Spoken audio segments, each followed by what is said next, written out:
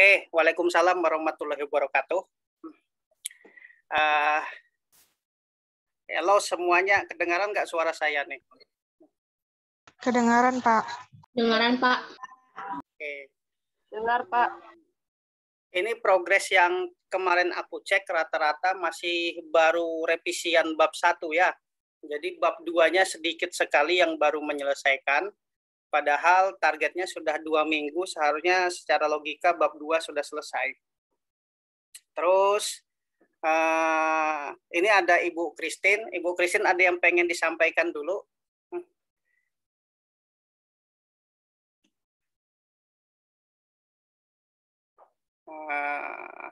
Iya, Bapak dulu aja, Pak. Nanti saya belakangan aja. Udah, saya nyampaikan dulu ya, karena ada titipan bahas tentang bab 3-nya. Jadi di sini coba saya share screen masalah bab 3. Saya share screen sebentar.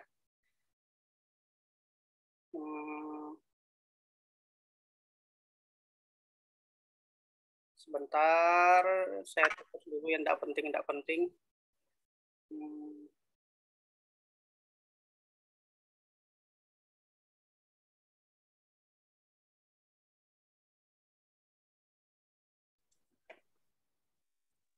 Oke, sudah kelihatan panduan pelaksanaannya, pedomannya, yang lain?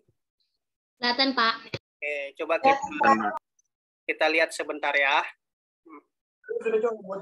Pada pertemuan kali ini, kita coba membahas bab bagian ketiga dari penulisan karya ilmiah. Sebentar, unsur-unsur bab 3-nya di sini ada, sebentar. Oke. Nah, bagian metodologi penelitian. Nah, bagian metodologi penelitian ini bagian paling penting. Maksudnya metodologi itu tahapan-tahapan kita menghasilkan sebuah penelitian itu apa? Kalau di bab 1 kalian menulis latar belakang, rumusan masalah, tujuan dan manfaat kalian meneliti. Kemudian bab 2 kita menyusun landasan teorinya. Landasan teori itu kalau bahasa ilmiahnya namanya studi empiris. Nah, studi empiris berdasarkan penelitian-penelitian dahulu, dan kalau telaah kepustakaan kita membaca dari tulisan-tulisan atau buku-buku yang menceritakan tentang penelitian atau judul yang kita ambil. Oke. Di bagian ketiga ini ada namanya tempat dan waktu pelaksanaan. Jadi teman-teman ketika membuat sebuah penelitian harus diuraikan tempatnya kapan, waktu pelaksanaannya kapan. Nanti aku buka contoh TA atau penelitian kakak tingkat. Kemudian objek penelitian menceritakan bagaimana tempatnya di mana, alamatnya di mana, ya kan? Kemudian alat dan bahan. Kalau biasanya rancang bangun dan pengujian, biasanya kalau di dunia kita alat analisis. Oke, nanti ini kita cek dari ini standar dari Politeknik, nanti kita cek dari skripsi yang ada. Sebentar, aku punya ini, nih Siti Nur Aini. Nah, ini standarnya punya jurusan administrasi bisnis. Nah, yang jelas teman-teman di sini bab 3 masalah metodologi penelitian harus dimasukkan definisi operasional. Definisi operasional apaan? Definisi yang memperjelas permasalahan yang diambil dari variabel-variabel. Misalnya, perusahaan adalah, kalau di konsep teori, perusahaan adalah suatu unit organisasi yang berjalan menurut siapa, halaman berapa. Tapi kalau definisi operasional, perusahaan adalah tempat yang kita ambil datanya. Yang dimaksud dalam hari ini adalah perusahaan apa? PT Kalimantan Prima Persada, Site Indi, seperti itu. Nah, coba lihat. Dia di sini kalau untuk membahas lebih lanjut permasalahan yang ditemukan pada bab sebelumnya, mengetahui apakah permasalahan tersebut dapat dibahas, maka perlu ditempatkan definisi operasional. Dia bertujuan memperjelas tentang permasalahan yang diambil dari variabel dalam bentuk yang tegas berdasarkan kondisi yang nyata di lapangan sebagai pedoman dalam laporan ini supaya nggak kemana-mana. Jadi di sini dijelaskan lagi. Nah, sistem informasi apa? Jadi karena kita ngambil sebuah proyek aplikasi, otomatis sistem informasi dimasukkan. Nah, langsung to the point. Nah, informasi menggunakan pinjaman dana pada koperasi apa, ya kan?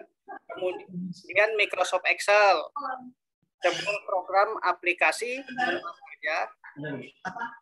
Sebentar, di mute dulu, biar nggak ada iklan. Siapa di situ? Irma kah? Sebentar ya, saya mute ya. Oke, lanjut ya.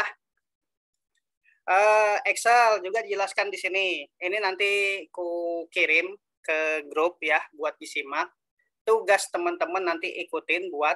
Kemudian pengertian Visual Basic, bahasa pemrograman. Nanti kalau bahasa web, tulis di sini pengertian apa bahasa pemrograman webnya bagaimana. Kemudian pinjaman dana atau kredit, karena dia Siti Nur Ain ini ambil aplikasi tentang perkreditan. Nah, di sini apa nih, kegiatan memberikan uang kepada anggota koperasi, langsung dia to the point pada operasionalnya. Oke, sampai di sini bisa ngikutin atau ada yang ditakunkan? Atau Insya Allah bisa, Pak. Bisa, Pak. ya? Bisa. Tadi sudah kurekam belum nih? Sudah kayaknya ya? Sudah, Pak. Sudah, Pak. Nanti biar diulang lagi nanti ya. Biar ku upload lagi nanti. Kalau kemarin hostnya Pak Dopo, jadi harusnya Pak Dopo yang rekam. Karena ini aku hostnya, jadi aku yang rekam. Kemudian ada lagi dimasukkan di sini jenis penelitian. Lihat, jenis penelitian kita adalah kualitatif. Kualitatif itu artinya sifat kita deskriptif, menceritakan sesuatu atau menggambarkan sesuatu. Beda dengan yang namanya penelitian kuantitatif. Nanti kalau andai kata TA-nya yang sistem kuesioner, itu jenis penelitiannya apa? Kuantitatif. Oke. Jadi yang kita buat nanti tetap semuanya jenis penelitiannya kualitatif, karena ini harus kalian buat bab 3 setelah aku nyampaikan. Kemudian di sini objek penelitian, nih contohnya ya, Koperasi PT Kaliman Prima. Kalau tempatmu apa? Jadi kamu tinggal ganti di sini objeknya sesuai dengan yang kamu buat. Oke, lanjut. Lanjut, Pak. Oke. Nah. Objek penelitiannya, lanjut, rincian data yang diperoleh. Nah, ini dia. Dalam penulisan laporan bab ini diperlukan data-data mendukung untuk mempermudah analisa. Adapun rinciannya yang diperoleh apa? Inilah kenapa teman-teman kemarin harus survei ke objek, ke perusahaan-perusahaannya, harus mendapatkan data ini. Data-data minimal. Kalau ini gambaran umum perusahaan, visi dan misi perusahaan, data pinjaman dana koperasi. Karena judulnya aplikasi apa? Penerimaan kredit, pendataan kredit di koperasi, otomatis data pinjaman dana koperasi. Tapi kalau kalian ambilnya penjualan tunai, otomatis informasi daftar barang yang dijual, termasuk bukti-bukti transaksi, nota-notanya, desain format ininya, format apa,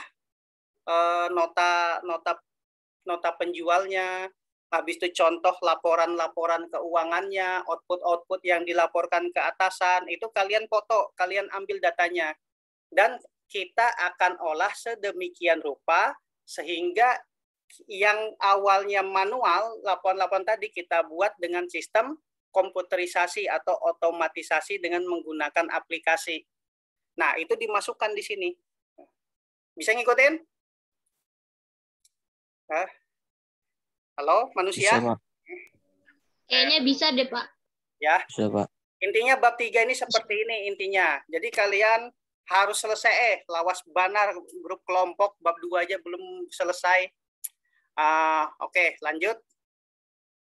Kita lanjut metode pengumpulan data atau pengambilan data. Nah, kenapa kita perlu wawancara? Karena kita melakukan penelitian. Jadi selain itu kita memohon izin, ya kan? Setelah mendapatkan izin, baru kita wawancara. Diwawancarai kemarin, oke lah, teman-teman kalian sudah wawancara, ternyata di RT ini sistemnya rumit, COVID supaya tidak banyak ketemu orang, bikin digitalisasi, ya kan? Supaya mudah urusan semuanya. Itulah pentingnya kenapa kita ini. Tapi ingat, ketika wawancara perlu kita ngerekam, ya kan? Karena kemampuan kita merekam informasi itu kita gunakan alat bantu, handphone, recordnya atau videonya kalau perlu. Nah, itu dibuat rekaman supaya apa? Kita bisa mengulang, oh ternyata butuh ini, harus kita buatkan. Dan ingat, batasan kita sampai sini, kemampuan kita sampai sini. Jangan lebih daripada apa yang kita rencanakan dibuat di awal. Oke, studi pustaka. Nih, harus masuk. Mengadakan penelitian dengan membaca literatur, perpustakaan, buku yang berhubungan dengan tugas akhir. Teknik ini melengkapi materi yang ada di dalam penulisan, ya kan? Tidak hanya sebatas buku, namun mengambil dari situs internet yang penulis rasa dapat membantu dan menguatkan materi yang telah ada. Jadi di situs internet apa referensinya? Contohnya penelitian-penelitian, skripsi-skripsi, TA-TA yang punya kampus-kampus lain yang diupload atau kampus Poltek. Nah, sebagai rujukan menambah perbendaharaan pikiran kita. Oke, lanjut alat analisis ya. Atau ada yang ditanyakan dulu nih? Halo? Nggak ada, Pak. Lanjut aja. Belum ada, Pak. Aku tahu bubuhanmu nih pada makanan nih, kayaknya bertutup kamera semua. Oke, kita lanjut. Alat analisis merupakan salah satu unsur terpenting dari suatu penelitian. Nah, alat analisis dalam penelitian digunakan merujuk pada jurnal yang berjudul aplikasi stok barang gudang berbasis PBS dengan metode waterfall Inggris oleh Ilham Fernando Naupal dan data pinjaman koperasi Prima Indi ini sampai ini. Nah, ini nanti aku coba buka lagi punya jurusan akuntansi. Tadi agak buka. Kita lihat di sini kalau punya jurusan akuntansi, ini bimbingan juga. Nah, kita lihat fungsi Excel, database, perincian data yang diperlukan, teknik pengumpulan data. Sebentar, alat analisisnya. Nah, ini namanya dia alat pemrosesan data. Sebentar. Oke, skip aja dulu yang punya akuntansi, fokus ke sini. Kayaknya kalau nggak fokus malah kamu yang hang, kalau aku nggak fokus. Oke, intinya kalimat yang ini pada jurnal yang berjudul ini sebenarnya alatnya ini salah nih kayaknya nih. Alat analisisnya adalah VBA Microsoft Excel dengan metode waterfall tuh enggak, salah itu. Enggak pakai yang dengan metode ini, ya kan? Dengan alatnya PBA dan data-data pinjaman, itu alatnya. Tapi yang secara menyeluruh di sini dijelaskan menggunakan perangkat kelas, perangkat lunak, ya kan? Kalau di tugas akhir yang sifatnya statistik, alat analisisnya menggunakan SPSS, aplikasi statistik, ya kan? Kalau menggunakan web, alat analisisnya ya bisa nanti aplikasi apa itu, Microsoft Frontpage kah, atau menggunakan alat analisisnya aplikasi-aplikasi yang berbasis web, Microsoft Frontpage, kemudian Dreamweaver atau PHP. Nah, itu yang di web. Nanti mungkin bisa ditambah sama Ibu Christine. Saya lanjut aja dulu. Kemudian di sini masalah perangkat lunak. Nah, ingat ini pengertiannya yang diambil. Kalau pakai aplikasi objek, apa dalam website itu apa objeknya? Kalau di Excel kan ada workbook, ada worksheet, ada rank, ada cell, ya kan? Kemudian pasnya ada formula, ada logika, ada makro, yang rekaman-rekaman yang kita pelajarin beberapa minggu ini. Kemudian fasilitas ini dimasukkan semua. Kalau yang khusus aplikasi, termasuk fungsi-fungsi ini. Ini yang kita pelajarin, teori-teori yang MISEXBOT, data filter, active offset, yang kita pelajari XL select itu harus dimasukkan. Nah, Bagian G adalah metode pendekatannya. Ini dari mulai input data anggota, data petugas, kemudian inputan tadi diproses dengan menggunakan rumus yang kita buat atau formula, kita proses juga dengan fungsi filter, advanced filter yang kita pelajarin. Nah, menghasilkan apa? Laporan data anggota, laporan karyawan. Kalau advanced filter satu aja bisa cetak kartu anggota. Kemudian ada namanya laporan transaksi peminjaman, transaksi aksuran. Ini output yang dihasilkan.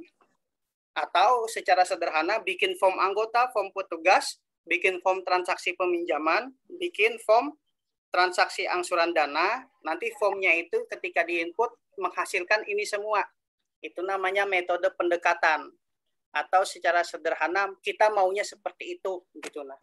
Oke, sampai di sini bisa ngikutin? Bisa, Pak. Satu Bisa, orang Pak. aja yang bisa, ya kan? Ini berapa Insya Allah, manusia Pak. yang hadir? Nah, oke. Aku lanjutkan ya. Nih, ini nanti ini deh, biar ku ambil, ku bagikan, ku kirim ke grup, biar kalian bisa ngikutin. Di sini penjelasan dari metodenya, ini penjelasan tadi yang ku jelaskan, nanti teman-teman bisa baca sendiri ya masalahnya. Nah, selesai sudah. Jadi intinya, bab 3 adalah menceritakan metodologi tahapan-tahapan yang kita gunakan dalam suksesi pembuatan program kita. Nah, karena kalau kita nggak punya peta atau rencana tahapan hari ini harus apa, hari ini mau harus apa, dan kemana, ya kitanya beleng-beleng membuat sebuah penelitian. Oke, sampai di sini ada yang ditanyakan? Kalau belum ada, ini kita minta tambahan dari Bu Christine. Siapa tahu Ibu Christine mau menambahkan. Silahkan Bu Christine. Ya, makasih Pak. Saya jadikan host, Bu Christine. Apa Pak? Saya jadikan host. Suara saya terdengar? Iya, di kampus Pak. Siapa tahu mau share, saya jadikan host. Oh, enggak perlu Pak. Oke. Jadi sebenarnya untuk penulisan itu kan satu kesatuan ya, dari bab 1 sampai ke bab 6. Itu memang terdiri dari bab-bab tertentu, tetapi harus ada benang merah atau harus ada keterikatan antara bab 1, 2, 3, 4, 5, dan 6. Gitu. Jadi sebenarnya untuk penulisan kelompok, sebenarnya ada yang sudah banyak di bab 2, tapi memang dari minggu lalu saya belum periksa. Gitu. Jadi ada banyak kelompok yang chattingnya belum saya balas dan saya koreksi, saya minta maaf, gitu kan. Cuma minggu ini itu yang di web rencana sih akan mulai running untuk pembuatan web. Jadi sebenarnya dari bab 1 kalian sudah menulis, ada beberapa yang bab 1-nya sudah oke, sudah deal gitu kan. Yang bab 2 saya belum periksai. Dari permasalahannya yang ada, kemudian ditulis dari permasalahan yang ada itu ditulis ke teorinya. Dimana kemarin teori kan kita tarik dari apa sih kata kunci sehingga bisa dikembangkan ke teori. Dari teori yang ada, setelah itu baru kita ke metodenya. Metode yang kita mau pakai apa? Contoh, kita mau bikin website gitu kan. Kita mau pakai PHP atau kita pakai MySQL gitu kan.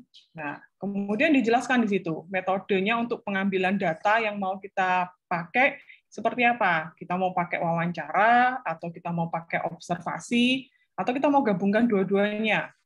Observasi juga, wawancara juga, kan? Kemudian di metode, kalau bicara tentang website, berarti metode perancangan sistemnya.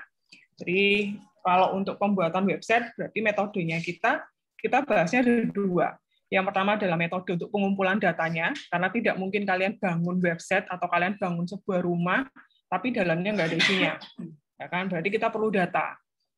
Metode pengumpulan datanya, kalian bisa pakai wawancara, atau kuesioner, atau observasi, begitu kan. Nah, kemudian metode perancangan sistemnya, atau metode untuk membuat websitenya.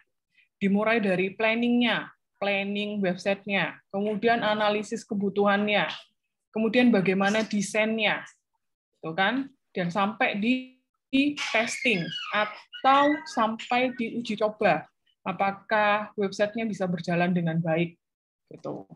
Nah, jadi di metodologi, kalau untuk yang website itu biasanya saya petakan jadi 2. Yang pertama metode pengumpulan datanya, dan yang kedua adalah metode untuk perancangan sistemnya. Tuh. Nah, baru setelah itu kalau sudah tahu nih metodenya untuk bikin website itu apa, metode untuk pengumpulan datanya itu seperti apa, kita masuk ke bab selanjutnya yaitu di bab 4. Yang berisi tentang analisisnya. Nah, berarti kita sudah punya kan metodenya. Kita sudah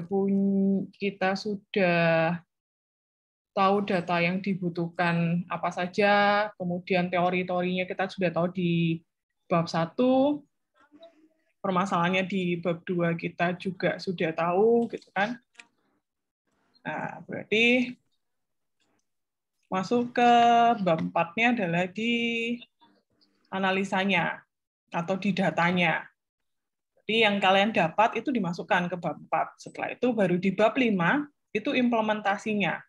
Bagaimana data-data tersebut itu bisa masuk ke webnya sampai webnya bisa jadi. Dan yang terakhir adalah bab 6, kesimpulan dan saran. Berarti kalau rumusan masalah kalian 1, maka kesimpulannya 1. Kalau saran, boleh lebih dari 1. Contoh, rumusan masalah kalian adalah bagaimana membuat website, bagaimana membuat pendaftaran. Yang kemarin donor darah itu kelompoknya siapa ya? Saya, Bu, Doni. Kelompok Doni. 17. Ya, rumusan masalahnya adalah bagaimana pembuatan pendaftaran donor darah dengan sistem website, gitu kan. Nah, berarti kesimpulannya 1, gitu kan. Bagaimana sistem tersebut itu bisa running atau tidak. Kalau sarannya bisa lebih dari 1. Contoh, gitu kan, sarannya adalah websitenya bisa diisi hal-hal yang lain, contoh gambaran umum perusahaan, visi-misinya, kemudian tentang alurnya, kemudian alur untuk donor darahnya, dan lain-lain. Jadi antara bab 1, bab 2, bab 3, dan bab 4, 5, 6 itu ada keterikatan. Jadi ada benang merahnya. Gitu. Nah, jadi untuk yang metode, kalau kalian bingung, jadi metode itu kalau untuk sama sebenarnya bukan hanya untuk di pembuatan web, kalaupun kalian mau ngukur nih, yang kalian ambil adalah mengukur kinerja dosen, gitu kan. Nah, berarti kalian perlu tahu metode data yang kalian mau dapatkan itu seperti apa. Apakah kalian pakai kuesioner? Nah, setelah kalian sudah tahu metodenya pengambilan datanya pakai kuesioner, berarti kalian perlu tahu adalah metode analisanya. Menganalisa untuk menghitung kinerjanya dosen itu pakai apa? Kan. Contoh alat analisanya yang dipakai AMOS gitu, pakai perhitungan statistik. Nah, berarti ada metode untuk analisisnya. Gitu. Jadi sebenarnya metode itu berbicara tentang bagaimana caranya kalian untuk mendapatkan data tersebut dan bagaimana kalian merancang sistemnya. Atau kalau di penelitian yang lain, bagaimana alat analisis yang kalian pakai. Itu soal metode. Nah, terus untuk yang web, yang khusus di web, mungkin minggu depan kita akan sudah mulai running. Jadi sambil saya cek yang bab 2, kita juga running untuk mulai belajar bikin web. Jadi kita bikin webnya di pakai PHP Wrap. Gitu. Terus untuk bab 2, kan bab 2 ini ada perlu banyak yang ditambahkan, gitu kan, di tinjauan pustakanya, gitu kan. Jadi karena Contoh nih, karena mau bikin website berarti kita harus tahu apa aja sih unsur-unsur website tersebut. Apa saja unsur-unsur website yang akan kita buat. Berarti ada teori tentang namanya domain, gitu kan. Domain itu biasanya, kalau kalian tahu, biasanya kan kalau website kan ada alamatnya, www gitu, http gitu kan, www apa gitu kan. Nah, itu alamatnya. Itu biasanya bahasanya namanya sebutnya adalah domain. Jadi kita harus perlu nih tentang domain gitu kan. Tinjauan pustaka tentang domain. Apa itu domain gitu? Karena domain termasuk unsur dari website gitu. Kemudian hosting gitu kan. Web itu kalau sudah jadi gitu kan, kita perlu hosting itu apa gitu kan. Nah, terus kalau kita nyimpen data di web tersebut gitu kan, sebenarnya web tersebut itu perlu ruangan atau enggak untuk kita nyimpen datanya? Perlu. Nah, itu kan berarti kan ada yang perlu dijelaskan teorinya, ya kan? Namanya apa? Ya kan, namanya apa? Nggak mungkin kita bilang rumahnya web, kan enggak, gitu kan? Tapi ada bahasa-bahasa tertentu yang merupakan unsur dari website, gitu, ya kan? Jadi apa itu pengertian hosting, gitu kan? Ini bahasanya bukan lagi pakai hard disk, atau kalian bisa kenal dengan nama hard disk, flash disk kan bukan, kita bukan itu kan gitu. Jadi ada web hosting, kemudian coding gitu kan, atau bahasa pemrograman. Cuma kebetulan karena saya pakai PHP Wrap, jadi minim coding, akan sangat-sangat minim. Nah, kemudian desainnya, kemudian bagaimana cara mempublikasikan website. Nah, itu juga perlu masuk ke teori. Kan. Kemudian kalau kalian bicara tentang sistem informasi, berarti kan kalian juga perlu menyebutkan apa arti dari sistem informasi tersebut. Jadi sebenarnya untuk bab 2 di tinjauan pustaka itu bisa dilihat yang seperti saya bilang bahwa kata kunci dari judul kalian itu yang dijadikan sebagai teori. Nah, baru setelah itu masuk ke metodenya. Metodenya yaitu biasanya di saya bedakan jadi 2. Yang pertama adalah metode untuk pencarian datanya, dan yang kedua adalah metode untuk membangun sistemnya. Tuh, kalau kalian cari datanya di jurusan, gitu kan, contoh pengumpulan laporan TA berbasis website, gitu kan. Nah, berarti kan kalian perlu data-data TA. Nah, carinya di mana? Kan di jurusan. Nah, metode yang kalian ambil untuk bisa dapat data TA itu seperti apa? Apakah melakukan wawancara kepada pihak admin prodi, apakah membagikan kuesioner, apakah minta izin dulu baru ambil datanya? Nah, itu sebuah metode untuk mendapatkan data. Nah, metode untuk membangun sistemnya itu adalah membangun websitenya. Metodenya pakai apa? Gitu. Kalau tadi saya jelaskan bahwa yang saya pakai lebih ke PHP Wrap, gitu kan. Nanti saya pas waktu kita bangun websitenya, saya jelasin metode-metode yang dipakainya di dalam membangun website untuk pakai PHP Wrap itu seperti apa. Gitu. Jadi nanti kalian bisa masukkan ke bab 3-nya untuk metode pembangunan websitenya. Jadi antara bab 1, bab 2, dan bab 3 itu saling keterkaitan. Ada benang merahnya, bukan berdiri sendiri. Tuh. Ya, jangankan dari mulai bab 1 dari judul aja. Judulnya sudah keterkaitan, gitu kan. Dari judulnya terkait dengan permasalahan yang ada. Kemudian dari judulnya terkait dengan tinjauan pustakanya. Kalian ambil tinjauan pustakanya dari judul kan, kalau judulnya sistem informasi, berarti kalian harus jelaskan apa itu sistem informasi.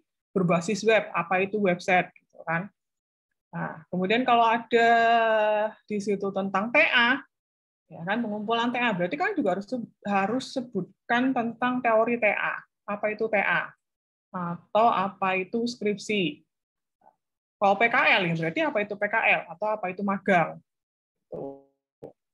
Nah, Baru setelah itu ke metode juga sama, metode yang kita mau pakai untuk bikin websitenya, untuk dapat datanya itu seperti apa.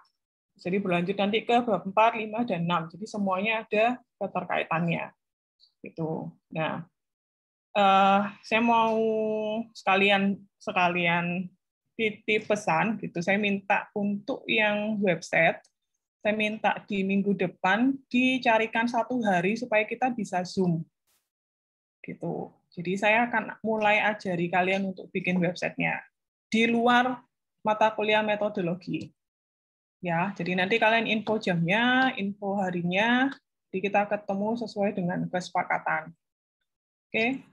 Sekian dari saya, Pak Angga. Bisa lanjutin. Terima kasih Ibu Christine karena sangat lengkap pembabarannya. Jadi yang lain ada yang ditanyakan nggak nih? Kalau nggak ada, kami akhiri perkuliahan. Lanjut kalian garap lagi. Halo? Nggak ada, Pak. Nggak ada, Pak. Sebenarnya mau nanya. Ayo. Waktunya 3 menit. Nggak ada yang ngangkat, tutup semuanya. PHP Red ini coding atau drag and drop aja, Bu? Atau gimana? Sistem di dalam PHP Red-nya ini untuk membuat website? Itu ada aplikasinya. Jadi untuk PHP Red itu dia nggak cuma ada 2 aplikasi yang harus di-download. Satunya adalah menggantikan coding dan satunya adalah aplikasi PHP Red. Itu. Nah, jadi nanti bagaimana cara memakainya itu saya akan jelaskan di yang pertemuan kita di luar metodologi. Tuh. Nanti juga downloadnya untuk aplikasinya, saya kasih aplikasi saya untuk kalian download di laptop kalian masing-masing. Ya, nanti ada beberapa yang harus masih pakai coding, cuma nggak full, sedikit aja. Oh, iya, iya. Ya, sesuai dengan kebutuhan data masing-masing kelompoknya. Oke, ada Nah, lagi? jadi ya saya minta kalian perlu agak sediakan space untuk laptop kalian gitu kan, karena kalian harus download 2 program gitu. Jadi supaya saya berharapnya tidak cuma ketuanya aja yang bisa bikin atau salah satu anggotanya aja. Saya berharapnya semua anggota yang ambil website bisa bikin website gitu. Ya. Kayaknya sulit sih itu, Bu. Bisa. Kalau mau belajar bisa. PHP Red sama SEM, Bu, yang di-download? Iya.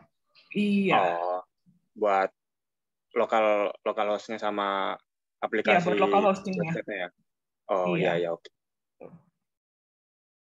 Ibu, kira-kira ukuran aplikasinya berapa, Bu? Besarnya gitu. Nah, saya nggak pernah ngecek besarnya lagi. Nanti saya infokan kalau salah satu dari kalian sudah kasih tahu harinya, saya info ya, saya lihat di berapa besar aplikasinya ya. Baik, Ibu. Ini nanti saya minta tolong salah satu untuk info saya tanggal sama hari dan jamnya ya. Di luar hari Jumat, maksudnya di luar perkuliahan metodologi. Lagi yang mau tanya? Lagi?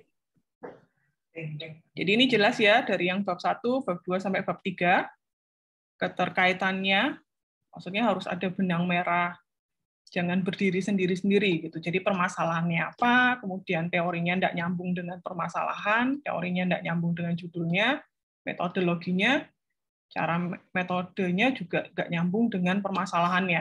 Jangan seperti itu. Ya. Baik, Bu. Oke, masih ada? Masih ada kah? Nggak berat kok ukuran PHP Red, cuman MB, 12 MB. Pada dasarnya aplikasi web itu ringan-ringan, nggak ada yang... Nggak sampai giga, tenang aja, nggak sampai giga. Ringan kok. Masalahnya Saya kirain sampai giga.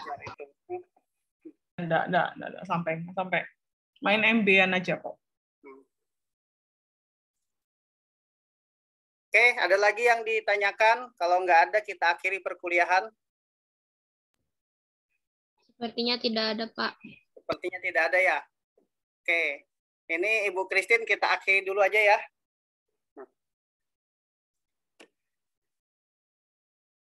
Oke, kalau gitu kita akhiri dulu perkuliahan kita hari ini. Nanti mungkin biar Pak Doko lihat, kalau ada kekurangan dari ini, biar saya rekam, saya upload. Kita akhiri dulu. Assalamualaikum warahmatullahi wabarakatuh. Ingat, tetap konsultasi, saya juga tunggu yang aplikasi, jangan diam juga.